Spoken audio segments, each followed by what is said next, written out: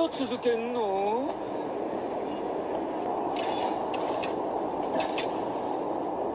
王様戦隊キングオージャー、最後の物語を始めよう。悲鳴を上げろ。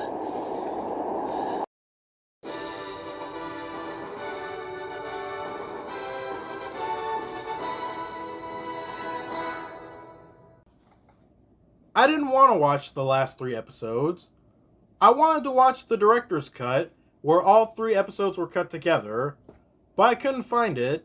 Like, I found it on one site, but I hate that I didn't double check. But, Episode 48, the heroes come up with a new plan to defeat Dagdead, only for Dagdead to speed things up, fighting them right there and then. And the plan was going to be to create an ultimate form of King-Ohger using everyone's heirlooms. But with no time to make it, the King-Ohger send out an Amber Alert to evacuate the planet while they stay and stall Dagdead. Raculus is leading the evacuation and is fully aware that the Sentai plan to sacrifice themselves in the hopes that their citizens could pick up where they left off. Only, everyone comes to a realization. They don't want to leave. No, they don't want to run away and repeat this shit all over again. So everyone stays, only to be encountered by Kamigen and Desnarok as he returns from the dead. Dun dun dun! And the episode ends with what was first shown, Dagdead bringing down a meteor shower. Thankfully, no one died, because that would be awful. Yeah, it was a meteor shower, but how many times has Goku used the Spirit Bomb and that didn't kill people? Also, this is a TV show with 2 more episodes. Let's move on now, because I should not be comparing real-life disasters to anime. So, episode 49 opens with Gira up and moving and dragging his sword, only for him and Dagdead to notice the castle in the sky escaping. Which now makes me wonder how huge the castle is, and who from miles away wouldn't notice literally a giant bug-shaped castle in the air. And then the ship drops, and Gira is left broken. Just all the worst nightmares, horrors in his mind of reality happening right in front of him, just leaving him broken. But thankfully, no one got hurt because no one was actually on it. It was actually an illusion from Girojim. And now the best thing ever happens. Everyone on Chiku, a whole planet, pulls up to fight alongside their rulers. This final battle became Avengers Endgame immediately, turning into the most intense final battle in all of Sentai. This is episode 49, and the heroes spend a portion of the time resting and recovering, while the citizens are treating them and fighting in their stead. And it is chaotically awesome. This episode is so intense, everyone pulls up. Forget, dead people show up to throw hands. Himeno's parents, the Queen of Tofu, Eroki, Chief Karan's Jeremy's mom, who alone is a one-woman wrecking crew. Just, it's like, it's literally Avengers Endgame. Now, the reason for all the dead characters showing up has to do with some characters from the summer movie, Ohsama Sentai Kingohger Adventure Heaven. I didn't see it. Not that I didn't want to see it. I wanted to watch it, but this review was meant to come out a lot sooner, and so I honestly did not have the time, unfortunately. So, sorry. But dead people come out, they fight, and then leave. Shoot, best part about that entire everything, the Queen Aroki and Chief Karanzu pull out like Kaguragi's and Rita's Ohger calibers, and they morph. Bruh. Not only is that cool, but with Queen Aroki, we got our first female Black Ranger, and it was dope.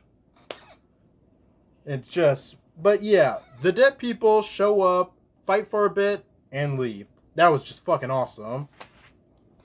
And right before leaving, one last person who was Gira and Regulus's great ancestor, also from the movie, inspires our heroes on how to save the world.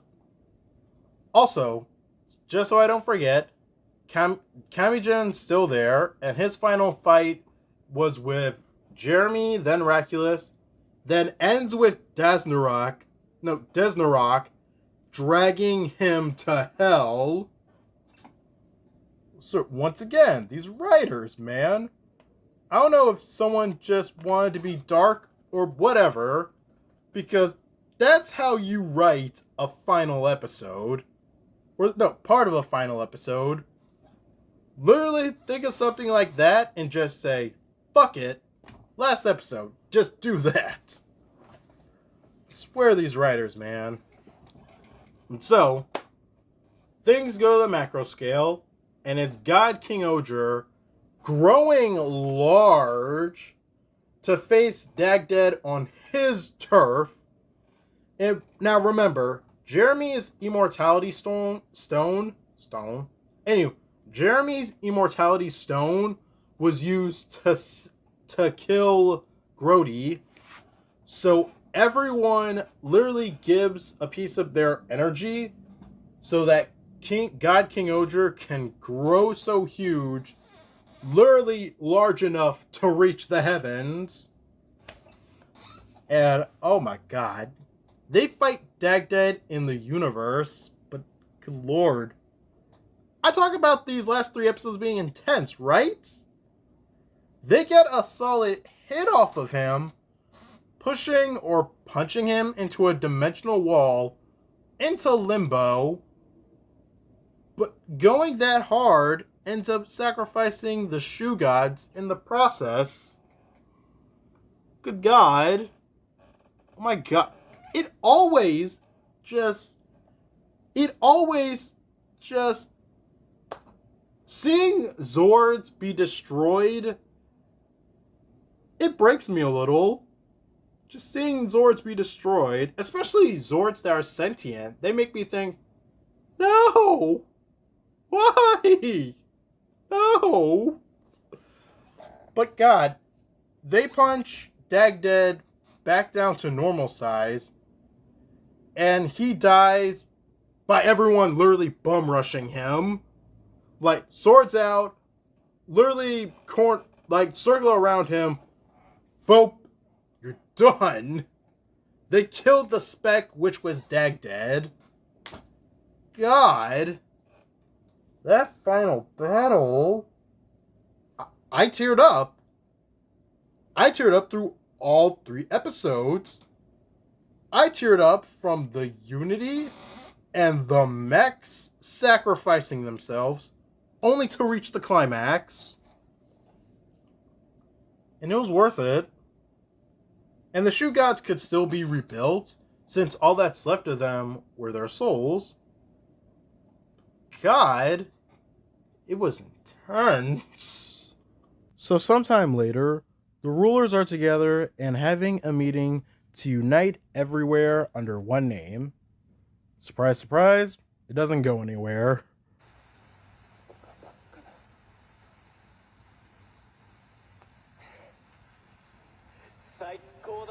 The show reaches its climax with Jeremy narrating again and takes a moment to talk to the audience, asking them to remember this tale, share it with a friend, just never forget the story of Ohsama Sentai Kingohger.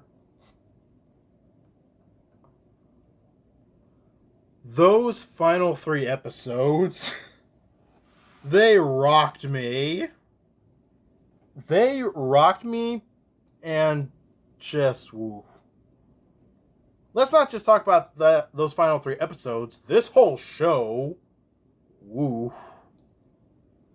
What a show. A show where the first episode title is I Will Be King. Oh my god. Did it fucking better than KamenRider Zeo. Yes, I'm still upset because, god, fuck you, Zeo.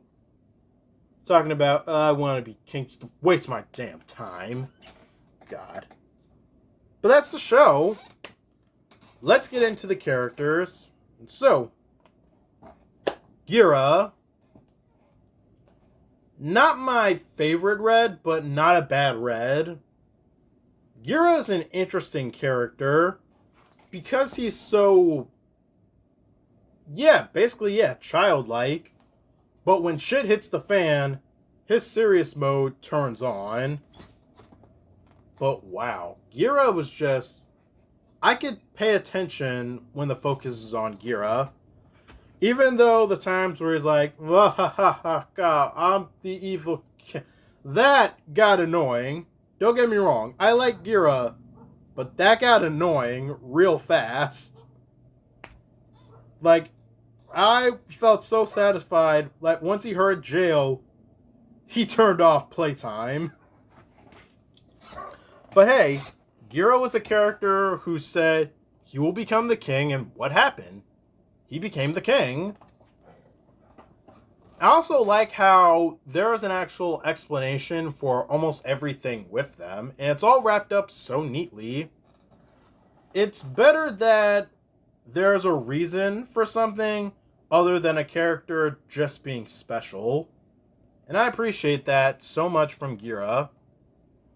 Especially coming off of Dawn Brothers with Taro, where almost everything happened to him because he was special. And I mean that. Literally in Dawn Brothers, almost anything that happened just happened. And it meant something more because it was the Red Ranger. But with Gira, he earned almost everything that happened to him. Him becoming king. And just, it's nice. It's appreciative. I will admit, there are times where he was too naive with Raculus, but at least there was something, or at least it paid off to something, which we'll get to Raculus later. But next, Yanma. For my ranking for all these characters, Yanma's in last place. He's not bad, but there are times where I just felt like he was way too immature. Like, for, once again, the whoopee cushion thing. That was stupid. Yeah, he's a bit of a brute, but there are times where he's too smart for things. Like, there are times where he's too smart to be too immature and too brutish. But Yanma as a character, not a bad guy. He truly does have the respect of his underlings, because he constantly showed that while everyone's going to be down here and struggling, he's going to aim for the top. And he did that. And shoot, I actually want to mention this. Like, how he met Shiokara and his other, subordinates. Literally, Yanma always strived to be the top and to rule Nescopa. And one day, he ran into a gang that were looking for him because of some trouble he caused involving detecting real currency from fake currency. And they literally pummeled him. And he never lost his cool. He kept saying, yeah, while y'all are going to be down here struggling, I'm going to be at the top ruling this place. They believed him, and they stuck with him from there on. That just goes to show how Yanma is. He wants to be at the top, yes, but he's not going to forget how he got there.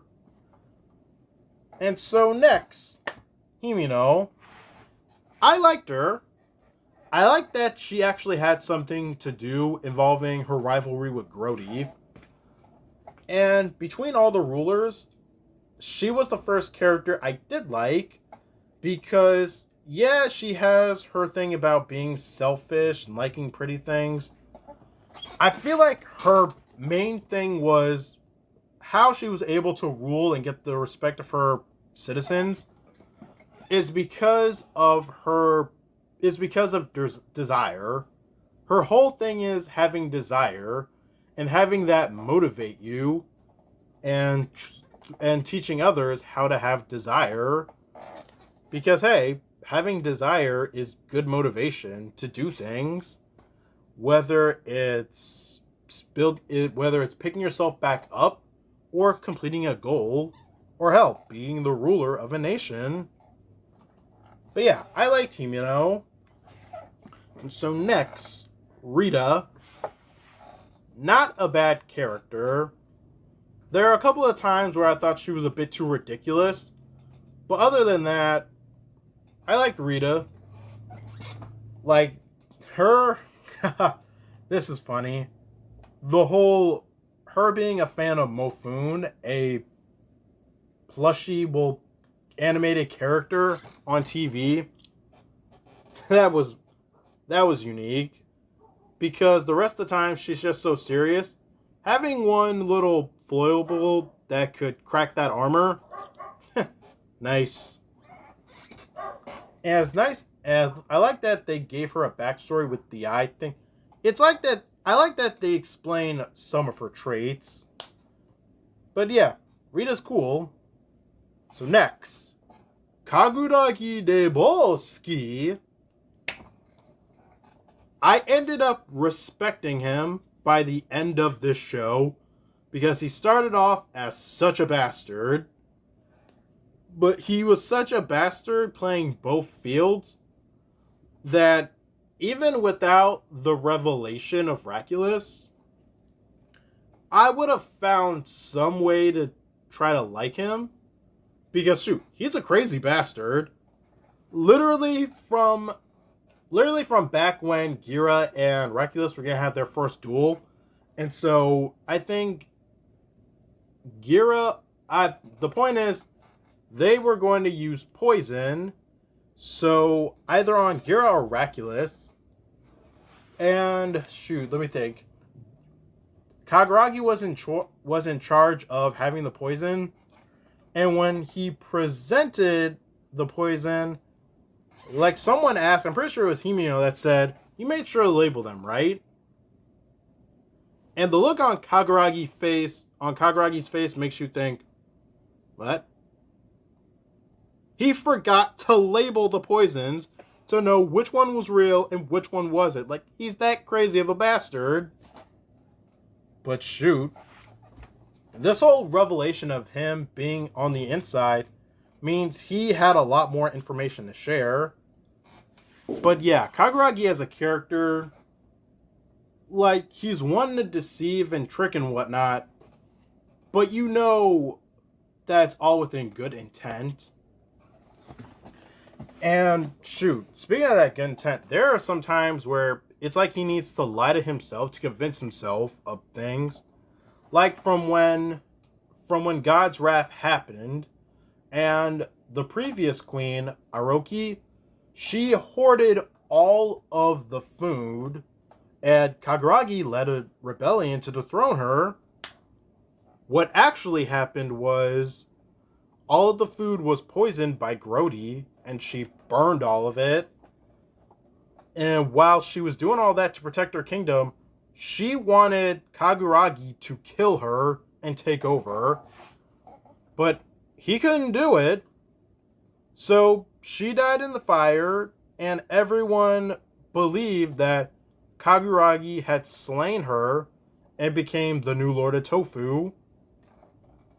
And this was in episode 37, and the fact that he was the trial that he had to face. No, that she was the trial. Yeah, sorry, I blanked out. That was episode 37, and I like that she was the trial that he had to face to really come to terms with that truth. And fun fact too, Queen Iroki is Kaguraki's actor's real-life wife. That's so neat. And so next, Jeremy. He was my favorite character throughout the show because he always meant well. When the Bugnrock and Raculus teamed up, he got what he wanted, but not exactly. And he felt bad about it. I always felt bad for him because he's such a good guy. It's just all Jeremy ever wanted was to bring people together. And he did get to do it. And he believes that Bugnrocks and humans can get along since he's proof of that. He's literally a mixed child. But yeah, Jeremy, I always appreciated him. And I always respected him.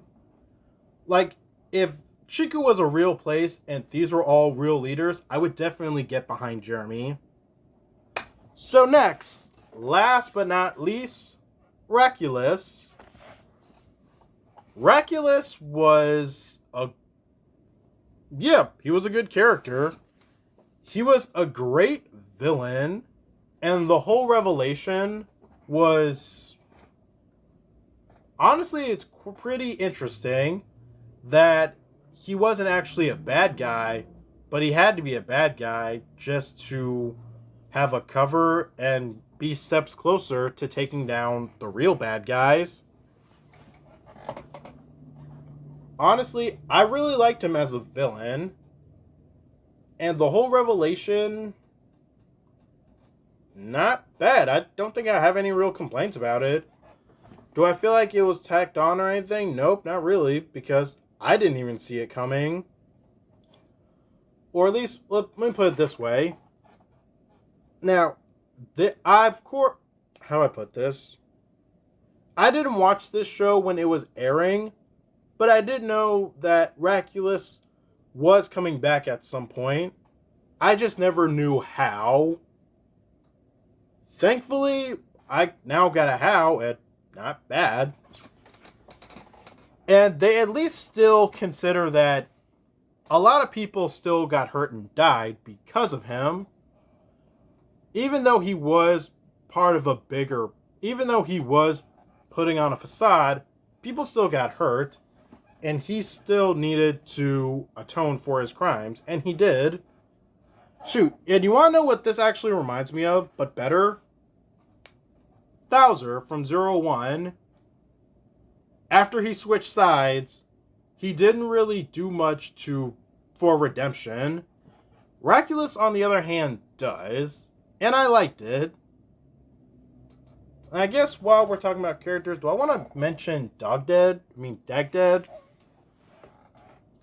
Sure, yeah, Dagdead. The dude is Thanos meets the Joker. That evil. That fucked up. Everything with him is all a game, and he's so charismatic about mass murder. Like, bruh, this dude's just evil, and he revels in it.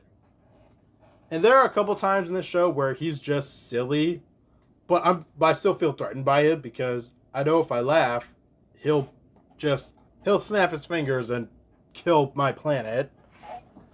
Like, shoot, two funny moments with him are when Grody learns that he's actually a zombie. Very next scene after the opening plays, he's on the side just doing the Trump dance. Dead serious. Bro, even like when Raculus, back in episode 43, I think, or 42, like when God's Wrath was happening, Dagdead was dancing all around Raculus, and he was even moonwalking and ending it in the Michael Jackson pose and doing that. Like, he did that. Dagdead was a amazing villain.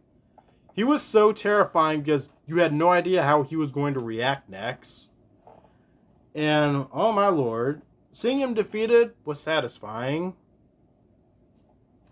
This show was good. I might be in the minority of things where I like this show, but I'm not in love with it. But King-Ohger is a great show. I appreciate literally everything from it. Like, nothing didn't miss for me. The characters were good, though I'll admit Jeremy's my favorite character. The villains were top-notch, and that's all I have to say. This is highly recommended. So, with that said, next time, Kaku Ranger, Ninja. Kaku Ranger. That is my next review. And whew. Did I mention too that it's also Kaku Ranger's 30th anniversary, so hell yes. I knew I wanted to review Kaku Ranger at some point, but considering it's its 30th anniversary this year, yes. So, thank you guys for watching. Please do not forget to like, subscribe, share this video, tell your friends about KamenRider Blackman. I'm hungry, and I have not eaten all day, so I'm going to get something to eat, and I'll see you guys next time. Peace.